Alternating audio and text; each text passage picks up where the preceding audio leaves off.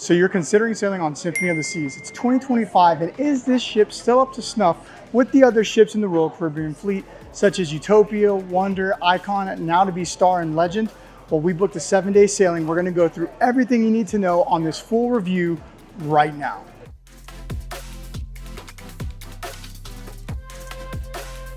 All right, so some basic facts about Symphony of the Seas. This ship was built in 2018, so it's a pretty new ship, not even 10 years old yet, but they've already reinvested into this ship because it just went through amplification when? In 2023. Yeah, so it was re-amplified in 2023. So this ship is in outstanding shape overall. It's gorgeous. Everything feels fresh. Absolutely. Everything is clean. The carpets look brand new. The mattresses are in good condition. All the spaces are in good conditions. The walls, just the general appearance of the ship, it's in really good condition. Now, this ship does hold a max occupancy of over 6,600 guests. With the 6,600 guests, you get 2,200 staff members. So that gives you a 3-to-1 ratio, which is pretty crazy if you think about it. For every 3 people on the ship, you have 1 staff member on board. So that's pretty cool. And I think that's what lends to the good service that we're getting on this ship. Yes, you definitely felt the presence of the staff kind of everywhere you went, anywhere you went, even in the hallways. If we were on the pool deck, getting drinks, in the restaurants, just everywhere. Somebody was there asking you, what can I do? Do you need anything? It was wonderful. Now, this ship is 1,187 feet long. So it's about 100 feet and some change longer than the Eiffel Tower is tall. So it is a huge ship. And these Oasis-class ships are a different breed. They're a breed of their own with 7 different neighborhoods, a boardwalk area, Central Park, the Royal Promenade. There's just a bunch of stuff to see and do on this ship. And if you're curious to see exactly what everything on this ship looks like, we have a review that you guys can watch right here. That's actually a full ship tour from deck 2 all the way up to deck 17. Every space that you would want to know about, I take you through and walk you through personally so you know exactly what is where on this ship. Okay, so let's jump into the review. Like always, we're going to start with everyone's favorite thing, the food. All right, so we actually have the unlimited dining package on this sailing. So our goal was to try every single specialty dining restaurant on board. And we have done a lot of the complimentary restaurants as well. It's been a wall of food, just a wall of food this cruise. But our goal was to let you know our experience and whether it's not worth going to some of these specialty restaurants that you're paying for.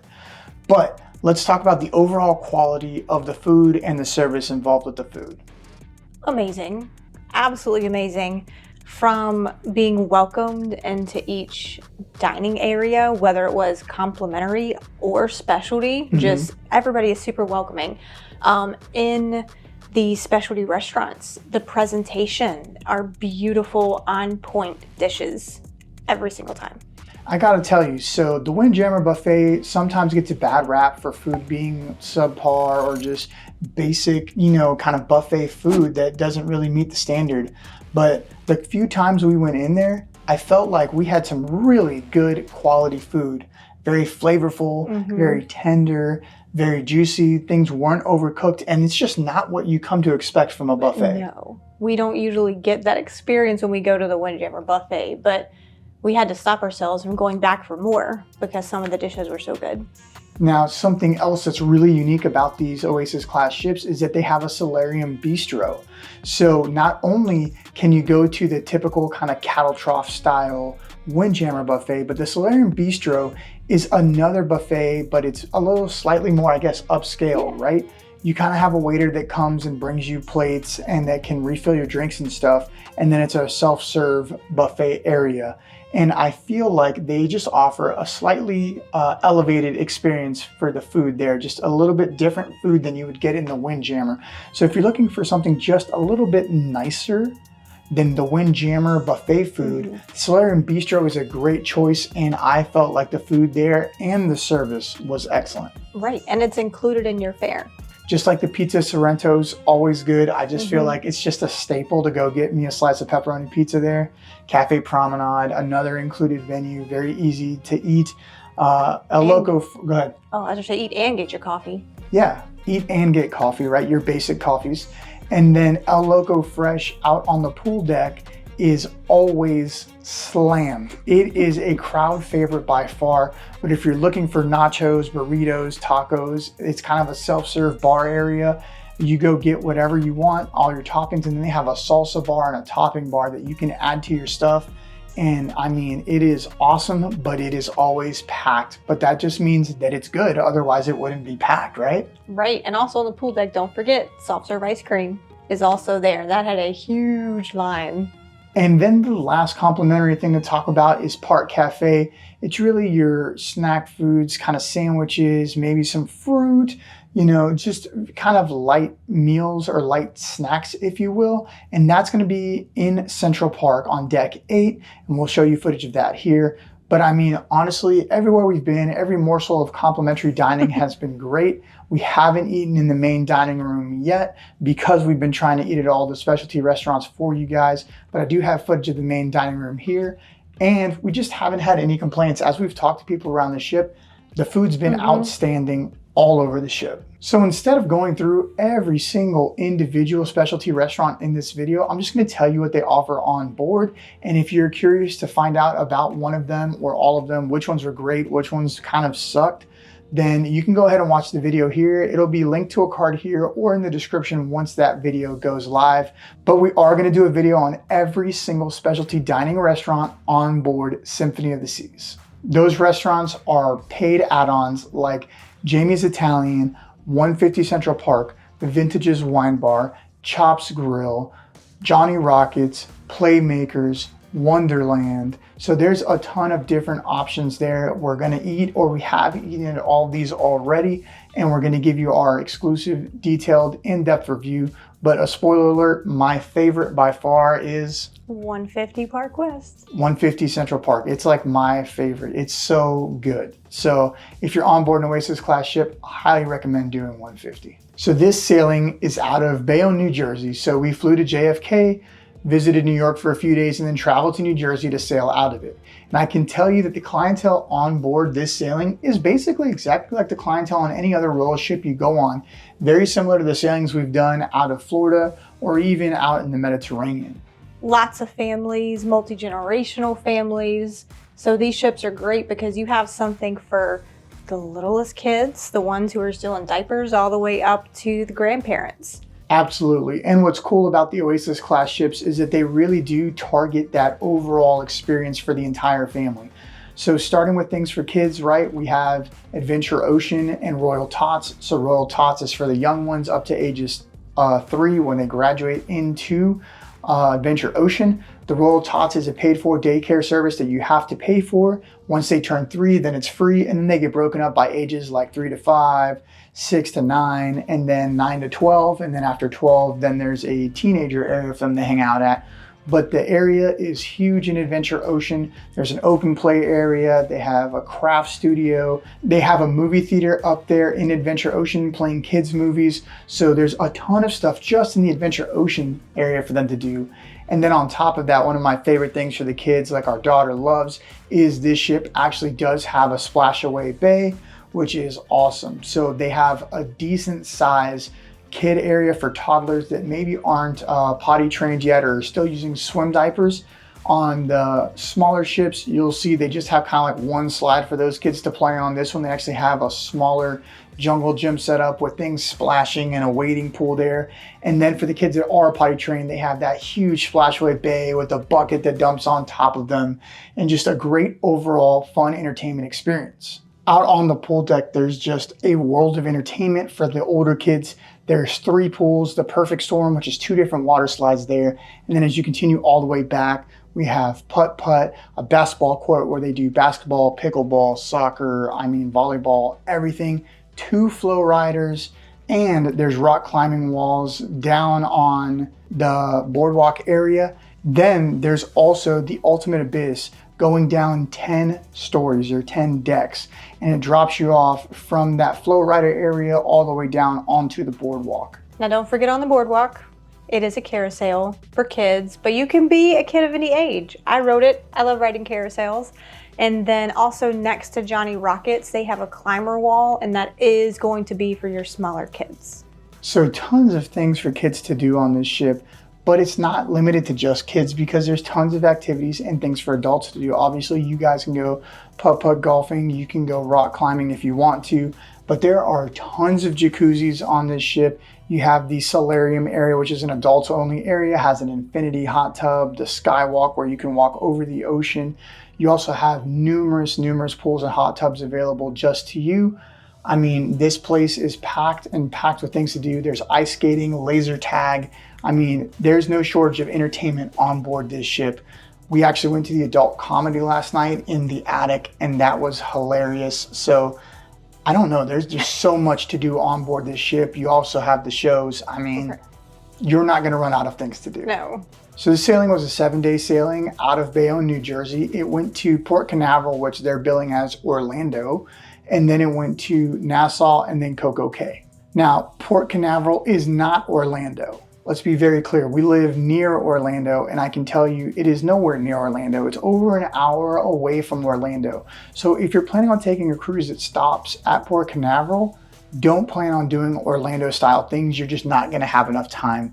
Realistically, Cocoa Beach, Kennedy Space Center, you know, maybe the Brevard Zoo are gonna be your realistic things that you can go do there and still have enough time to get back to the ship safely and not be wasting money rushing around.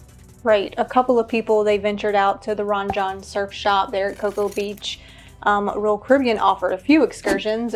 The biggest one was Gatorland, which is in Orlando, but it's small, so you don't have to spend a lot of time there and leaves you plenty of time to come back. So if you are traveling to Port Canaveral, don't be thinking you're going to be going to Disney or Gatorland or any of these other things. I know there is an excursion to Gatorland, but it's like $130 or $160 a person. I would say a better opportunity would be if you travel to Orlando to maybe go visit Disney World or Universal for your family. That would be a better time to try to plan a Gatorland experience. Our next stop, we went to Nassau, and at Nassau, we ended up visiting a hotel that was built by a pirate back in the day. It's the Grey Cliff Hotel. We went there, had a really unique experience, and you can go there as a tourist yourself and go visit it for high tea, which is an experience that we partook in with Amy's travel team and the team of travel agents from the Russell travel team. So all of the agents met together and they actually went and had high tea there, and we were invited. It was a great experience. But you as a tourist can go there and have a chocolate tasting, a rum tasting, a wine tasting, watch cigars being made. It's actually really cool. And so we'll have a whole video on the Grey Cliff if it's something you're interested in that you guys can check out right here once it's live. And then our final stop was at Coco Cay, and this time we did something we've never done before. So we have several videos up on the channel about Coco Cay, but we went to the all-new Hideaway Beach at Coco Cay, the adults only area, and this time we had a hideout cabana. So a hideout cabana is their top-end luxury cabana inside of Hideaway Beach. And what I mean by this is while they do have other cabanas inside of Hideaway Beach, here you actually get a server who comes to you, they bring you your drinks, they bring you your food. You literally never have to leave your cabana or your infinity pool that it leads up to your cabana if you don't want to. So we're gonna put a ton of footage for you here so you can see exactly what that looks like, but we're also gonna do a video just about that so that you understand what you get when you actually go to Hideaway Beach and you get a hideout cabana. So just give me your overall thoughts on the Hideaway Beach and the hideout cabana real quick. It was a wonderful retreat. The way they built them, you don't get the music that's going on in Hideaway Beach area. You don't get it. You hear what's in your cabana. The pool is the perfect temperature. You've got loungers. You've got space to sit back on the wraparound couches with a fan. Perfect. Yeah, and having somebody just constantly bringing us our food and our drinks so we never had to think about anything was just awesome. It made for a perfect, relaxing day. So highly recommend if you're considering a cabana, maybe look at that one instead, because for a few dollars more, you get a significant difference in service. So as always, the next topic we're going to cover is going to be the booze on board the ship, and we have had basically no trouble finding drinks at any bar, all the drinks we wanted. I will say you did have one disappointment at the Schooner Bar early on, so what was that? I did. It made me really sad. So the Schooner Bar is usually my go-to for any and all drinks. I got a real flop of a mudslide early on. Yeah, but they quickly recovered at other bars. And because we are in a star class suite, it does include the deluxe beverage package. So drinks everywhere have been included with the price of this cabin that we're going to show you guys. So we've been able to basically try everything and anything we wanted. Even last night we went to Vintages and did a bunch of different wine tastings, and it covers drinks up to $14. So when we were at Vintages, if there was a glass of wine that was say $17, we're just paying the $3 difference. So it's actually been a really nice experience, and the alcohol everywhere has had fresh pours. They weren't strong pours. They were very well balanced drinks all throughout the ship. While Royal did recently raise the prices of their drinks, we haven't really noticed a big deal or a big change here, especially with the drink package. It still covers basically all of the drinks that you would normally be getting before the drink price increase. So on board, the productions and the shows have been pretty awesome. So the first one we went to was Hairspray, which we had never seen before. It's the full Broadway-style production, and it was really good. It was phenomenal. The actors, actresses, dancers, spot on. Yeah, the vocal cast was extremely strong. You know, sometimes you go and the cast just isn't great, or they don't gel well together, or maybe like the voices don't mesh well or harmonize well. But wow, I felt like Hairspray was really good. And while they did run into some technical difficulties, they did make up for it and redo the play on another night for people, which was really cool of them to do. And Hairspray is actually an officially licensed Broadway production. So it's exactly like going to see the show on Broadway, except it's included with your fare for coming on this ship. So that's just a bonus that you're basically getting a free Broadway performance. Later, we went to the Aqua Theater and we got to see Hero, a Japanese themed Aqua Theater show. And what did you think of that? I was amazed. I was trying to find the right word because there's so many different acts. You have dancing, you have diving. There were aerial acts. There were rope walking high. What is that called? Like highline walkers? Yes. Yeah, there was highline walkers and acrobats, dancers, trampoline artists. I mean, just basically everything you can think of. It was nonstop action, awesome costumes. The high diving to me is just always one of the craziest things. You're seeing these guys high diving on a moving ship with heavy winds because we're moving at sea and the waves are just... those people are super brave. I could not do a high dive off the top of that for sure. No. We went down to Studio B to go see an ice skating show. The one on this ship is called 1977, and it was interesting. I'm not sure I followed the entire storyline, but basically there's a jewel thief who's traveling through time and through space somehow. That sounds good. And they're trying to catch him, but the moral of the story is that it was ice skating. The ice skaters were really good at what they did. I mean, I think they only fell twice. And kind of like I was talking about with the Aqua Theater show, I can't imagine having to do like these triple axels or whatever they are on a moving ship that's rocking and you don't know where the deck's going to be when you land. So that's just always a cool experience to me to get to see an ice skating show on board a ship. And I thought it was neat. We've never seen quick change on ice before. So that was a new experience that they added in. And then the final show on board is Flight Dare to Dream. And this is a really cool performance. I mean, it literally covers the history of aviation from the Wright brothers all the way through space travel. And some of the effects on here are pretty awesome. So if you haven't seen this show yet, it's definitely something that we recommend when you have the opportunity to go experience this yourself. Go experience it. We don't want to ruin the surprises for you. Our next category, and we kind of touched on it early on, is going to be the staff. So what has your experience been like with the staff on board? I want to start with the genie. Okay. If you have not seen the video about our star class suites, make sure you check it out. But the genie is like a private butler for the villa, for your entire length of the cruise. They will get in contact with you a week before the cruise, and they will know all of your likes and dislikes and anything you think of. They make it happen even before you think it's available. So like every morning we would have coffees. He set up our reservations everywhere. Oh my gosh, he did so many things that made this such a memorable trip. Yeah, Genie is quite a unique experience. It's literally a personal butler on demand, anything you want, pretty much anytime. Or as our Genie Allen likes to say, it's Genie magic, ooh la la. So Genie Allen has been fantastic. Like she said, from the moment we've got on board, all of our preferences have been taken care of. He already knew our favorite snacks, our favorite drinks, things we wanted to see, things we wanted to dine at, where we wanted to go, when we wanted to do things, and literally made an itinerary for us. When we got on board, it was waiting for us. Hey, we already have reservations for you at this time, at this restaurant, at this show. Seats were reserved front row with popcorn, our alcoholic beverage choices already there waiting on us. So we didn't have to wait in line for any of that. We were escorted on boarding day straight from the pier, straight to our room with a priority elevator access, so we didn't have to wait for elevators. It was incredible. And Alan has literally been just a magic genie following you around the ship. When you need to be somewhere, poof, he's there. He makes things happen. He has gone out of his way for us. He's spontaneously decorated the room for our anniversary. We weren't expecting that. We can show you some footage of that here.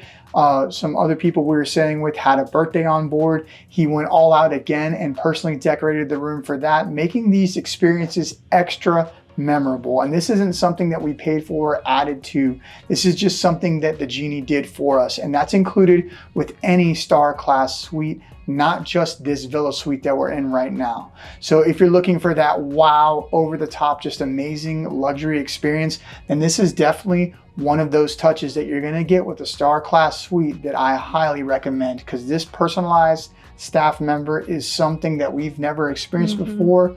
And I gotta tell you, like, Alan is worth his weight in not gold, but like platinum. Yeah. He's fantastic. But aside from the genie, I gotta tell you, I feel like the staff on board Symphony is just really in tune with the guests, and they've been very attentive, very friendly, and it's been a very positive experience. Like, this is one of those ships where I'm like, wow, like, they have a good staff on board. You know, we've had sailings where we didn't really enjoy the staff on board, or we just felt sometimes like we were either trying to find somebody to help us with something and couldn't, or maybe like you were almost an inconvenience. And that's not the case at all on board this ship. They're a very welcoming staff. Right. You felt like you were being welcomed into their community and into their home. Right. They've been great. So the staff on board on Symphony of the Seas currently is fantastic. So we've talked about all the activities to do on board. We've talked about the state of the ship and the staff. So let's go through and do our final thoughts and our final ratings of each of these categories, so you guys know on a scale of 1 to 10 where we lie with this ship. Okay, so for the food, on a scale of 1 to 10, what is your rating and why? I don't usually give out 10s. You guys know I usually don't give out 10s. I didn't have one meal on this ship with something wrong with it. Everything was perfect. Wow. So you're giving it a 10? I'm giving it a 10. This is my first 10 ever. There you go. And I would say the dining experience has been awesome on board this ship as well. I have no complaints. We haven't had to have anything that go back. Nothing was cooked to the wrong temperature for us on any of our experiences. Now, we did have people that were with us at a different restaurant that we'll talk about in the restaurant video that did have a subpar experience. But for us, I'm going to stick with a 10 as well. If I did have to tell you what a true negative is with the entertainment on board Symphony of the Seas, it's that it's going to ruin entertainment for you on other ships, because the entertainment on board is just so good. The shows are really, really well done, and the cast is so strong that you're going to have a hard time keeping up with the other shows. They're just not going to be to the same level. Okay, so as far as entertainment, I'm going to give this ship a 10. There hasn't been a single minute that I haven't been able to find something to do or enjoy myself at a show. The shows have all been phenomenal. You know, 1977 was a little strange, but it was still a good ice skating show. It was still good to see the ice skaters. They were very good at what they did. The laser tag was fun. The rock climbing wall was fun. The flow rider was epic. I mean, all of this stuff was great. The Broadway-style shows are fantastic. So this ship has just been nonstop action the whole time. So if you're looking for stuff to do, there's stuff like that to do, or you can just go relax, people watch, hang out in a pool. There's plenty of spaces with all the different pools, all the different hot tubs. And you can always go to different trivias if that's more your speed. But this ship has been packed with the activities. Depending on what you want, you can definitely find something to do on board. So it gets a 10 for me. I guess that's true when you look at it, all of the options. And I'm also going to go on the 10 train too, but they also get everybody involved. So the 80s dance party, the Latin fiesta, they literally got people on stage to teach people moves so that everybody could get involved. The silent disco parties, they had one for adults, they had ones for families, they had one for teens, and they got literally everybody hyped up. and ready to go. So not only were you going to these experiences, you were also super involved, which made it fun. Yeah, the staff has been really great about pulling you in and enjoying the experience and making sure that you're having the best possible cruise. Which leads us into the staff. As we've already talked about, they've been phenomenal. 10 out of 10 for me. I haven't had a single negative experience with a staff member on board Symphony. So shout out to the captain, because the culture starts from the top. So great job, Captain. This has been a great sailing. 100% agree. I'm 10 as well. So your overall rating, 0 to 10, Symphony of the Seas, what would you give this sailing? I would give it a 10. And I would also want it to come back down to Florida and stay for a while. So it kind of would stink that we're having to drive to New York right now. So come on down to Florida Symphony. We'd love to get back on you. Yeah, Symphony is a super awesome ship. It's in great shape. The staff is phenomenal. The shows are great. The activities are great. I can't think of a single negative thing to say about this sailing. So it's also getting a 10. And of course, Jeannie Allen alone gets a 12 out of 10 because he is fantastic. The Star Class Suite experience is something you definitely want to look into, and we're going to do a video on exactly what you get with the Genie and with Star Class Suites. So if you're worried about that or you're wondering about that, you can always click the video right here, and that'll show you guys exactly what you get with the Genie when you get a Star Class Suite. Guys, we hope this video has been helpful for you. If it has, don't forget to like and subscribe. We truly appreciate you guys. As always, you can scan the QR code here or use the link down in the description below to have Amy book the perfect cruise on the perfect itinerary for you, maybe even on the Symphony of the Seas. Thank you guys for watching. We appreciate you, and we will see you on the next one.